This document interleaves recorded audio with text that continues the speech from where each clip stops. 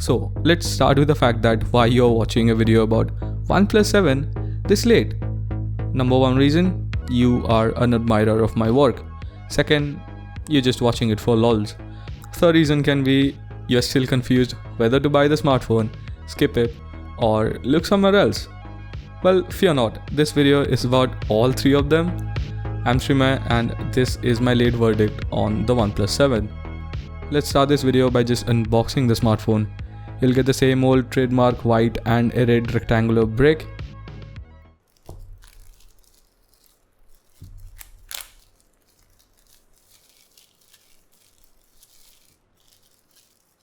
Opening it, you'll find the smartphone on top, some offer documents and a silicone clear case, which is a handy inclusion. I mean, it has bumper edges but doesn't provide any drop protection or anything, but it does make your camera bump go away. Also, same old red Type-C cables and a 20-watt dash charger. I don't get why a warp charger is not included. I mean the McLaren Edition 6T has it, so why not? Either way, dash charger is still one of the fastest charger out there.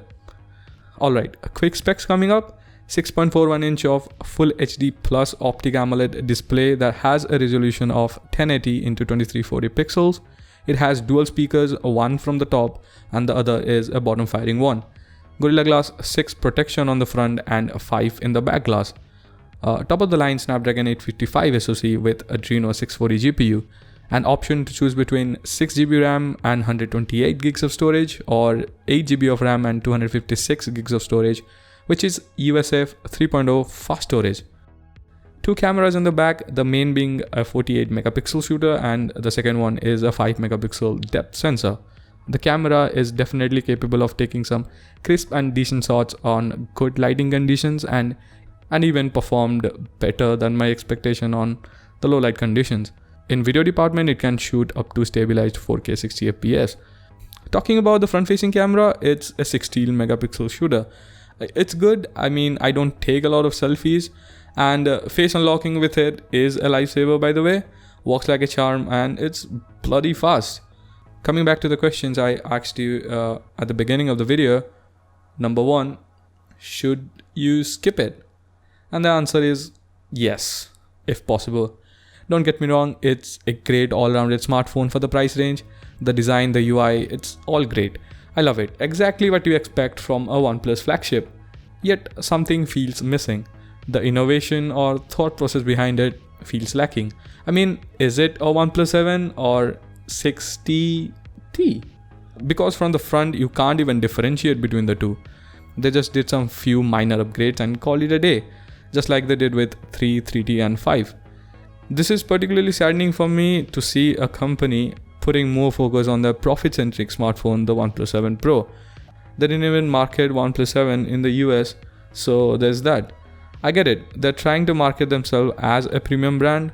Rather than killing other premium flagship, they're now offering their very own premium flagship devices. Is it odd?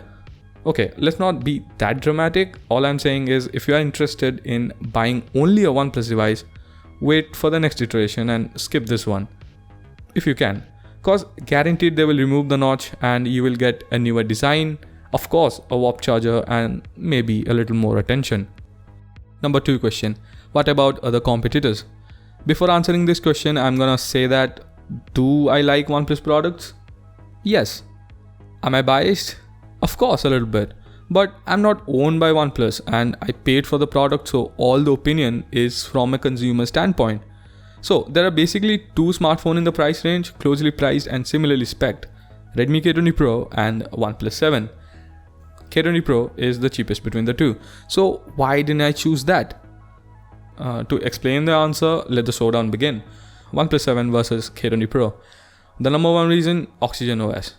I mean, do I have to say more? It's clean, close to stock, zero bloatware, updates are fast and reliable, customizability features, it's just all there. Compared to MIUI, the user interface on OnePlus device is a clear winner. Number 2, better front-facing camera, faster face unlock, because basically there is no moving part in the smartphone apart from alert slider, I guess. It also has a better and a faster optical fingerprint scanner. The number 3 reason, it has a faster storage with USF 3.0. The number 4 reason, good community and afterlife support. Which means even after the device stops receiving official updates, there will be bunch of developers making custom ROMs just for it. Speaking about custom ROMs, do you know it takes 7 to 15 days of wait time just to unlock the bootloader of a smartphone running MIUI, right?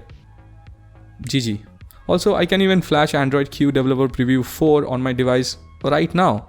God knows when Q gonna come on Xiaomi devices. These little perks of owning an OnePlus device just make the smartphone what it is. Still, K20 Pro offers a very clean look with its bezel-less display and a fresh design choice, but it's just not for me. It's just my opinion, and if it ticks your criteria, please go ahead and buy it. It's a great device, hands down. Also, an honorable mention, A6Z is a great smartphone, but it offers LCD IPS, which is great, but AMOLED is superior. Also, that smartphone lacks an in-display fingerprint scanner. So this is all I have to say. It's not a bad phone in any means, but you'll have to accept all the imperfection like the notch and a previous generation design choice just to appreciate it. That's all. Actually, thank you for taking the time and watching the entire video. I'll talk to you in the next one. Till then, eat, breathe, and grow old.